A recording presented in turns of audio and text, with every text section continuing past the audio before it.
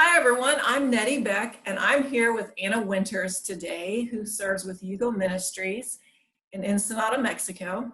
Calvary has been doing these video series for our missionary partners because we want everyone to be able to understand the ministries better and to know how to better pray for those missionaries. So last July, Calvary took a team to Yugo Ministries that my husband Ben and our daughters Michaela and Brianna got to be a part of. Our youngest daughter Brianna had been feeling the call to just missions in general for quite some time, and specifically in the area of construction. So this was a great opportunity for our family to help her explore that. Anna was actually one of our foremen that led our team of 11 people from Calvary build an entire house in 4 days, which is pretty incredible, I think. And one of the purposes of that trip last year was to help Calvary explore the possibility of being a long-term partner with Yugo Ministries. And so Calvary is actually sending a team again this July, and both my girls are so excited to be a part of that. And so we're pumped to be continuing to partner with Yugo Ministries. And so Anna, first I want to say thank you for taking the time to talk with me today, because I know you're at home in Georgia enjoying some much needed rest and fun time with family. So thank you for carving out that time for us. I just want to start off by, if you could just share a little bit about yourself personally and about your role that you serve in at Yugo. Of course. So, I am 21. I have my associates in business management. I work in the team ministry area of Yugo, where we focus more on the teams and getting them to Yugo, and then how things are for them while they are there. So that's everything from planning their chapel schedule to their room assignments to making sure they have everything they need, and then making sure that they stay on schedule while they're at campus and that they have everything they need to be able to complete their outreach project to the extent that they need to. Awesome. A lot of the people that'll be watching this might not be real familiar with what Yugo Ministries is about. So share with me a little bit about like how it got started, what their goals are, just some general information about the ministry. Yeah, so Yugo was actually started by a youth pastor from San Diego um, many, many years ago. So he just really felt the call, or felt the need and the desire to lead his youth in service and to fulfill the part of the Great Commission to go outside of your area, your little bubble. So they were pretty close to the border, so they started just driving across the border every single day and doing outreach in week periods. And then over the course of a couple years, more teams from more churches from the area started coming along with his group, and then it got to the point where there were just so many people coming down that he decided to start Yugo Ministries. And so that officially, Yugo was born in 1965. So we have been operating for 55 years of ministry, and during that time we have had over 150,000 people partnering with us during short-term mission trips. Wow, that's a lot of people. Yeah. Anna, can you tell us what Yugo's main goals or objectives are in ministry? Yes, so our main goal as a ministry is we are passionate about short-term missions, and our goal is to mobilize the church, equip the believer, and reach the forgotten. So our goal is to come alongside the local churches in the states to mobilize them and equip them with everything that they need to be able to come and do short-term mission trips here in Mexico. Okay. And with the ministry being primarily in Ensenada, can you kind of give us a description of what the living conditions are like there, and then what the working conditions are like? Yeah, so Ensenada kind of has a few different tiers. We have kind of more in downtown Ensenada is more of the I guess, more touristy area, so the living conditions there are higher quality. We do some work up there, but as you get farther down south, you get into more of the more rural areas, and there you find a lot of people who work in the agriculture industry. There are a lot of greenhouses, a lot of farms, and a lot of people work in the fields. There are actually a lot of people. It's known for to be a migrant community, and so there are a lot of people who come from the very southern part of Mexico that travel all the way up to Ensenada to work there because of the weather. We are able to do um, growing and harvesting and everything all year round. So there's constant work and there's a constant influx of people that are just constantly moving in and moving out. So that provides us with an advantage as a ministry where we are able to stay put and continue to work in the same areas because people are constantly coming in and coming out. The living conditions there where we mainly work are pretty poor. Families don't really have a lot. A lot of people have come up to be with family members who are already living in Ensenada and know of job opportunities. So there's normally about 2 or 3 families per area or per makeshift house that we find. So it's a very condensed area with a lot of people, but there are not a lot of living spaces. Can you tell us just a little bit about the churches there? Specifically how many Christians are in that area roughly? What other religions do you guys come in contact with? And then how does Yugo specifically partner with the local church? So Ensenada is kind of crazy. It's kind of not what you would expect. I know it's uh, the religion of Mexico in general tends to be more Catholic. There's a lot of Catholicism that is practiced, but in Ensenada specifically, because of the um, people that we have and just the wide range of ethnicity and background that we have, there's really just non-religion.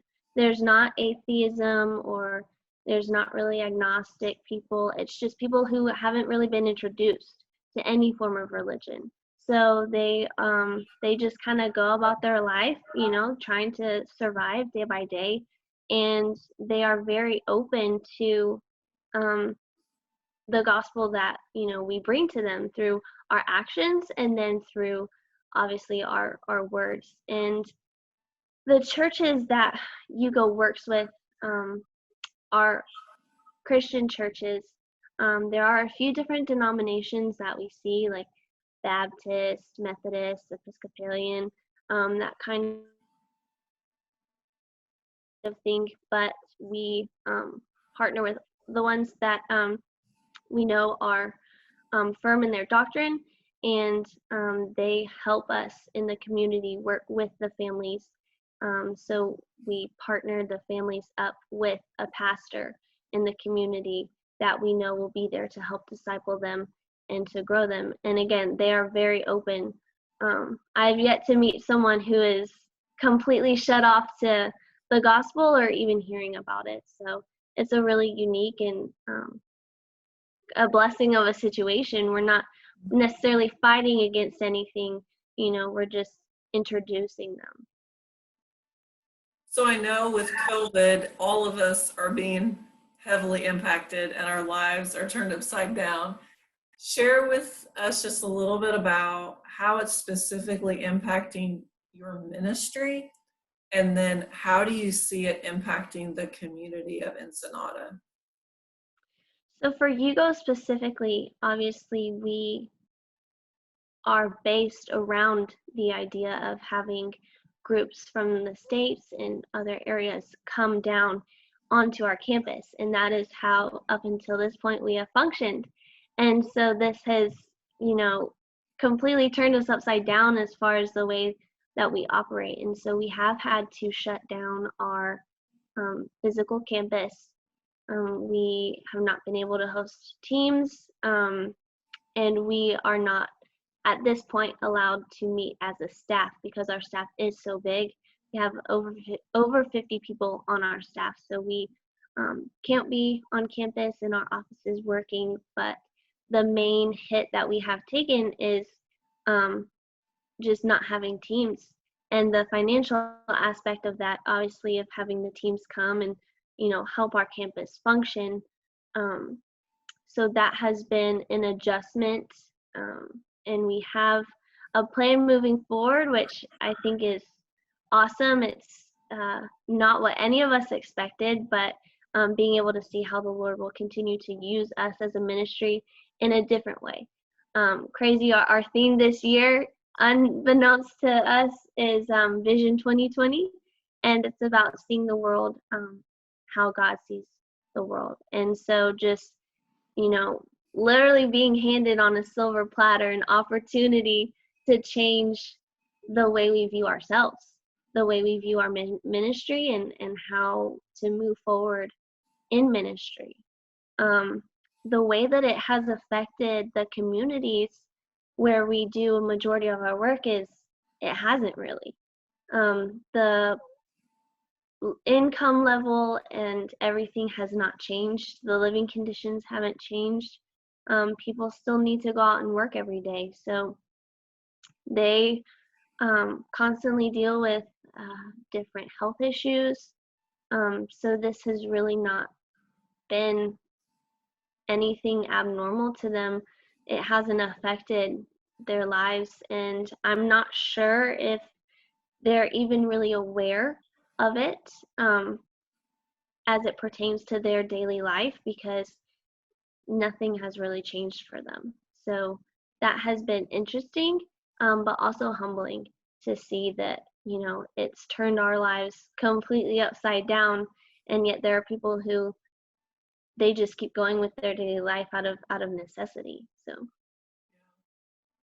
maybe we can learn a lesson from them. yeah. I know you must have a million amazing stories of things that you've got to see God do over the years that you've been with Yugo. But if you have one that you'd like to share, or more, if there's two you want to share, that's totally fine too, of just how you've seen God working and just ministry highlights for you. Yes, so there are really two that stick out in my mind more than any other memories. But when I was an intern in 2018, it was a Wednesday night. The interns were going out to the local churches with our teams on Wednesday night. We went to the local church, and one of my friends, who was also an intern, she was working with a family, and she was like, "Oh, I think you built a house with your church last year for the parents of the person that I'm building the house for." And I was like, "Oh, maybe they'll be here tonight." And so we go, and sure enough, the mom of the family that I had built for the year before, she saw me, and as soon as she saw me, she just broke down. She started crying, and she knew my name, like she remembered me, and then her sons came up, and they were much older at this point, but they still remembered my name, and they were just telling me that they still have the picture of our group on their wall in their house, and they still remember everyone's name. And she was just telling me and crying about how, she had prayed that one day she would be able to see me again. And that just completely changed my perspective about everything of wow, this is actually changing people's lives. You think, oh, you build a house for someone, it gives them a place to sleep, it gives them a place to have shelter and safety. But this woman was just completely thankful and grateful. A year later, it still meant so much to her. So that just completely changed my perspective about things. And then the other story is this past October, I was doing a build with just a really small group of people, like 4 or 5 people. And we were building, and it was for a single mom and her 2 children. And we were working, and she was helping us a lot. And I my Spanish was a lot worse than it is now, but I was still able to communicate with her a little bit. And so just, having some conversation with her. And then at the house dedication ceremony where we give the keys to the family, um, she was just sharing. And part of her story is that she's completely illiterate. She didn't know how to read, she didn't know how to write. Well, her daughter runs into their old shack and she brings out a bag, and then they start pulling out these little packages of brown paper, and our names were written on these packages. And she had bought and handpicked mugs specifically for everyone on the team and had written our names on the individually wrapped packages for each of us, with each of us in mind, when she picked out these mugs, and she gifted them to us as a thank you for giving her a house. And so that was just completely, just, it was beyond my comprehension. Like, she doesn't know how to read, she doesn't know how to write, and her kids helped her write our names, just out of the gratitude of her heart, and just how deep her gratefulness was. And it was just, that house dedication, there no one was not crying, everyone was crying. And it was just probably one of the most touching moments so far of my time being down there. So That's incredible. I know for our team, the house dedication day was just life changing for all of us. yes. Something that I just thought of just now is, could you describe just a typical day for a team when they come there? Just so if someone's thinking about going on this trip in the future, that they'll know what to expect. Of course. So, your typical day, you wake up, we have morning chapel. We have a team that leads chapel for us in the mornings and in the evenings. So you'll have chapel, then you'll go to breakfast, and then you leave for the job site pretty much right after breakfast. And you work all day, and that's depending on the day determines, what you'll be doing. But we have foremen who will go out and work with you and help lead you. Um, but you will work all day, and then at about 4 in the afternoon, you'll pack up, head back to camp, and then you'll have some time to shower. Please shower. And then we'll have dinner, and then evening chapel, and then free time. So it's not a lot on the schedule, but we do keep a schedule, and it helps things move along. But we also are very passionate about the ministry to the teams as well, and not just the Mexican people. So that's why we do have chapel, because we want to pour into you guys and to help you guys grow, in so that you can then overflow into the lives of the people that you are ministering for.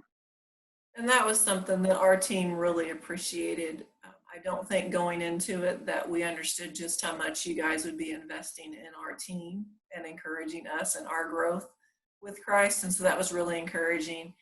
And I know when we first signed up, we just couldn't wrap our head around the idea of building a house in 4 days and then giving the keys to these people we had just met. And anyone that's interested in going, I just want to reiterate what Anna said, that, they are there side by side, working with you, telling you what to do. Our team, we had kids on our team, we had families on our team, we had teenagers, older people. It was a variety of people. And if we can build a house in 4 days, then anybody can. And so it is just an amazing experience that I recommend for anyone any age that would like to go. And I just think we would like to know just some specific things that we could pray for you personally and for Yugo Ministries over the next few months. Of course. I want to start with the Yugo side of things. So I had mentioned earlier that, we have a plan for moving forward in this time. Right now, we aren't doing any ministry right now. We kind of have our hands tied by the government. So we are anxiously awaiting the day where we can come back together, and it will probably be a little bit longer before we can have teams join us again. So moving forward, as soon as we're able, we are going to rejoin as a staff, and then as a staff, we will start building houses for the people in the community. From the teams who had to cancel over the spring, thankfully they were gracious enough to still give us the money and the finances that we needed to uh, provide a house for our family. And so there are houses that are waiting, there are families that are waiting for a house. So as soon as we're ready, as soon as we're able, we're all more than ready, but as soon as we're able, we as a staff will go back out and start building those houses until we are able to have teams back on campus. So obviously the big prayer is that the time where we can open up and get back to quote normal would be soon, that we can have teams come down because we miss you guys. But kind of more specifically for right now is that that we will just be able to come back together just as a staff and to continue to do ministry, and that the Lord would continue to open up ways where we can minister to each other and minister to the people around us, even if it's not in the confines of Yugo Ministries.